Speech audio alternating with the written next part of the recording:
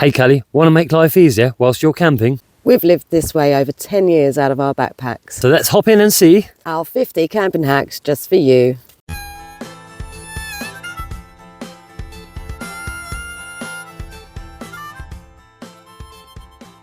Wet sphagnum moss. Good for cleaning the inside of the pot, also the outside. Can stove. cotton wool balls, Vaseline, fail safe. If in doubt, check the birch bark out. With a stick stove, your best kind of wood is your birch sticks. Smoke less, burn well. Want to hang your pot? It's adjustable too. Want to keep your food safe from pesky squirrels? They love a challenge. They will climb washing line. Make sure that your string is thin and strong. Make sure that you don't tie it too close to a tree, like such, as the squirrel will jump on the bag and have a meal. Keep it in the middle, far away from a jump, like so. For leftover food, don't bring in the rats, the mice and all the other animals. Like a cat hole, bury your food, poop on top, cover, job done. Packaging and rubbish. Food bags are your friend. When you purchase your food, any bulky packaging, change it for a food bag, put the packaging in the bin. Your leftover waste should be able to fit in said food bag. Don't worry about filtering water if you're cooking. Chances are you're bringing the water to the boil anyway. Job's a good one.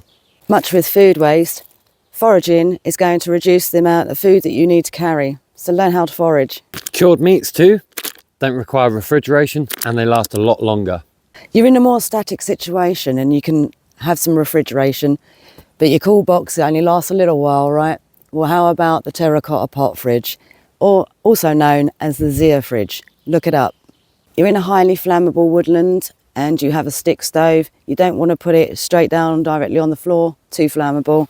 Haven't got any rocks? Here's an alternative. Turn a pan upside down, place that on the floor, put your stick stove on top of that. The best insect repellent to keep those bugs away? Smoke yourself. Smells great, lasts for ages. As a woman, you need emergency sanitary supplies. Dry sphagnum. Have a sock, collect the dry bits, place them in the sock, tuck it in your underwear. Sphagnum moss, again, the beauty of it is it's absorbent and it's odour eating. So when it comes to washing, it's a great sponge. If you want to get a wet bit, put it in a cloth. You've got a cool wash, or warm it up by putting it in a bag, hold it against your body, and then you've got a warm sponge. Alternatively, dip it in warm water. And of course, for the sphagnum, whether you want a dry wipe or a wet wipe, you've got toilet roll. No toothpaste? Use some ground charcoal, put it in a vessel, dip your brush your teeth. Job's good. And for the perfect uninterrupted pitch, stay hidden. Don't go onto footpaths, mountain tops, open fields, and don't worry about the view, walk to it. So the perfect pitch for comfort, as I said to David, put your mat down on the floor. If there's a slight camber this way, turn it slightly, lay down, test your area.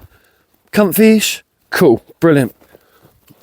Mark out the area, lay your tent that way. You'll be all right.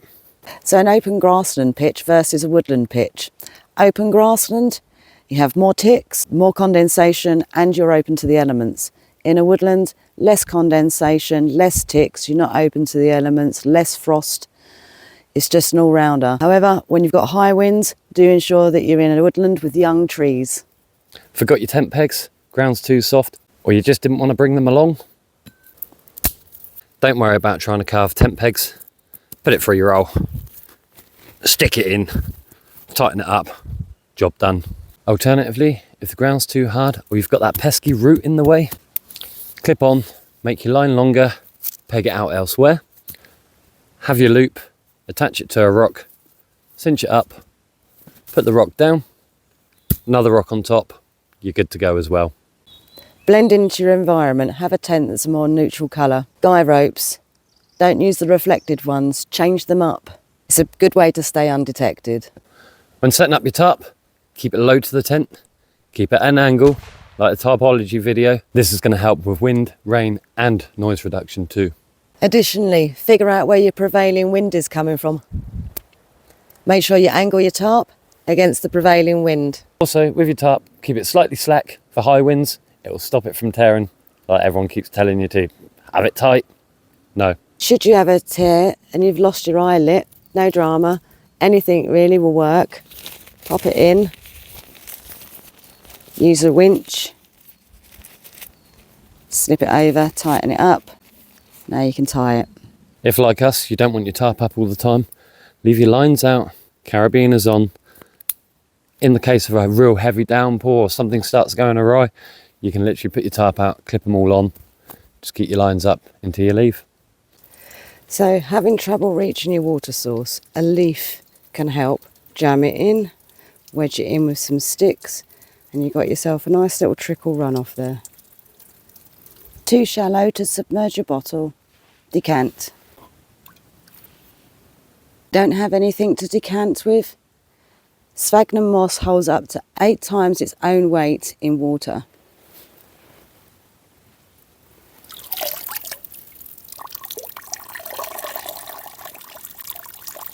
A good way to transfer water. Running water is always better than still water, but in a situation, you need to grab what you can. Also, if you remember my animal tracks video, they always lead to water. They need sustenance too, right? So as you'll see here, this riverbed is almost running dry. So in this situation, you can dig yourself a hole about yay wide, yay deep. It's called a gypsy well. Wait for it to fill. Also, if you go to churches, in the graveyards, they will typically have a tap. They need to water their flowers. A really good source for fresh water. Another way, public toilets, they always have taps and sinks. Admittedly, it's very hard to get a bottle this size under the tap. Another decant situation. Also, between March and April, you can tap birch trees and they will give you a nice, sweet, lovely water as well. So health-wise, you need to soothe your feet. Greater plantain. You need antibiotics. Raw garlic. You have a headache? White willow bark. Great aspirin. Sickness and diarrhea, use the oak bark. It's great. The upset stomach, use bramble leaf. To staunch bleeding or cuts that just won't heal quick enough, use some yarrow. And if you're silly like me and go and break your hip, use some comfrey. It helps with breaks and sprains. In trouble and you need to alert somebody, high vis. Also handy for walking roadside. Want to keep livestock at bay from your tent? Boma line. If you don't know what it is, check it out in our Living Free in Scotland. If you're unsure where to camp, be sure to check out flash flooding sites, like here. We've put the tent up out of the way. Safe as houses, as they say, right? For an alternative means of communication without that mobile phone, the bullroarer. So like all good shepherds, a staff or a stick for deterring livestock, other animals, or even bashing it against a tree to scare them away. If you've enjoyed this video, please have a look at our frequently asked questions or indulge in some of our fancy playlists too. Help to support us by liking, subscribing and sharing around. So, until next time, happy hopping.